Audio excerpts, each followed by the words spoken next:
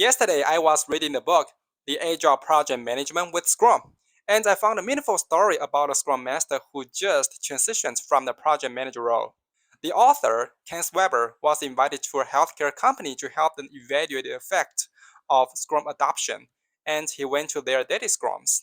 If you have read the Scrum Guide, you must know there are three questions everyone should answer to make quick synchronization, remove impediments, and get sprint goals aligned. That is, what did you do yesterday? And what will you do today? And do you see any blocks that prevent you from meeting the sprint goal? These questions are essentially open to help the team review their own status quo of product backlogs, and the Scrum Master could help them remove impediments as soon as possible. However, he found a weird conversation between members. The Scrum Master, Tom, prepared a sheet of requirements and asked, Mary, did you finish designing the screen I gave you yesterday? Are you ready to start on the dialog boxes today? Also, he repeated the same pattern till he exhausted the requirements on the sheet. Finally, he asked the team whether they need his help. The team was silent all the time. If you are an experienced Scrum Master, you could obviously get the bad smell from the scenario. What did Tom do to make the team passive to communicate in daily Scrums? Hello guys, I'm Andy, your Agile Coach. This channel aims to talk about Agile practices from life cases in a comprehensible manner, boost the team collaboration efficiency with Agile methodologies, and help people adopt the Agile mindset in their daily life. If you don't want to miss any valuable content, subscribe me and open the ring to receive my weekly updates. In this video, I'm going to share 3 common mistakes a junior Scrum Master often makes that might ruin the team, especially for those who just transitioned from other roles. They may put their own ideas on a Scrum event and get things wrong. Additionally, I would like to share my experience when the team were trying to adopt the Scrum framework, what kinds of traps people usually get into to make the process even worse. You would know what I'm going to convey once you watch the video till the end. In the beginning, I'd like to share my memory a long time ago when I was still a software engineer. At the time, my manager were trying to adopt the Scrum framework to handle projects that were going to be more and more complex. I'm not sure if she had read through the Scrum guide and thought thoroughly about the meaning for each ceremony, because I found she seemed to control the team to meet her expectations. For example, she would dictate how the team should work and which technologies to use without giving the team the autonomy to make their own decisions.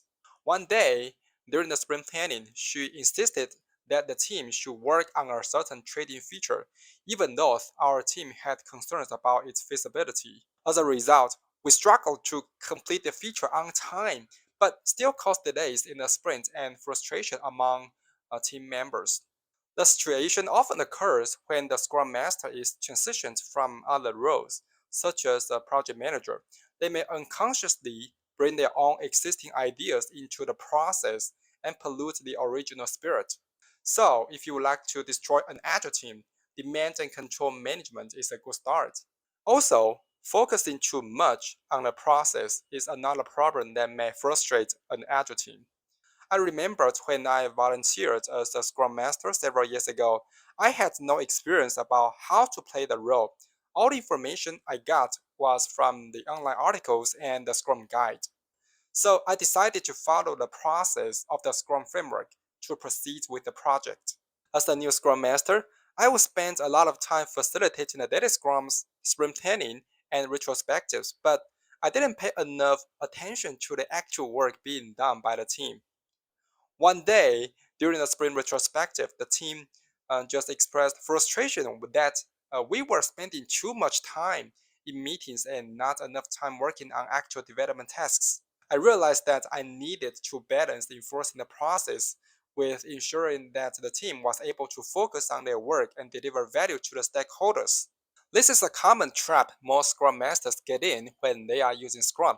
If you have ever experienced other Agile frameworks or methods, daily Scrums might not be suitable for all Agile teams. They might just need cadence reviews, maybe once every 2 days, once every 3 days, something like that to make sure synchronization works.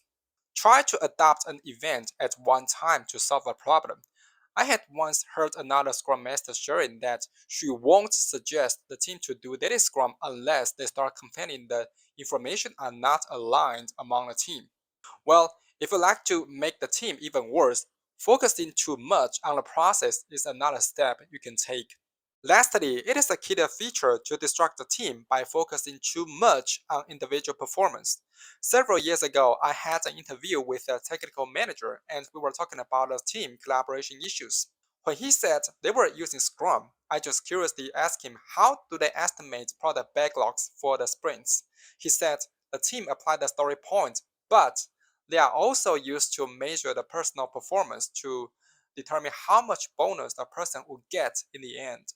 For example, the bonus pool is totally 10,000 US dollars. I got 70 points while you only got 30 points. So I would get 7,000 US dollars more than you. I felt a little shocked because I'd never seen such a case. The manager was used to evaluating individual performance and rewarding top performers. He would focus on individual contributions rather than team contributions and would sometimes pit team members against each other in order to drive competition. This violates the spirit of the team as a whole.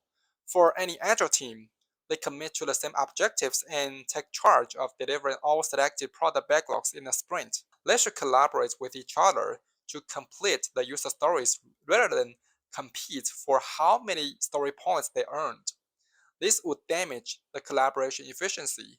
Lastly, if you like to distract your team, try to focus on individual performance instead of team contributions. I hope these three common mistakes could give you some insights and reflections.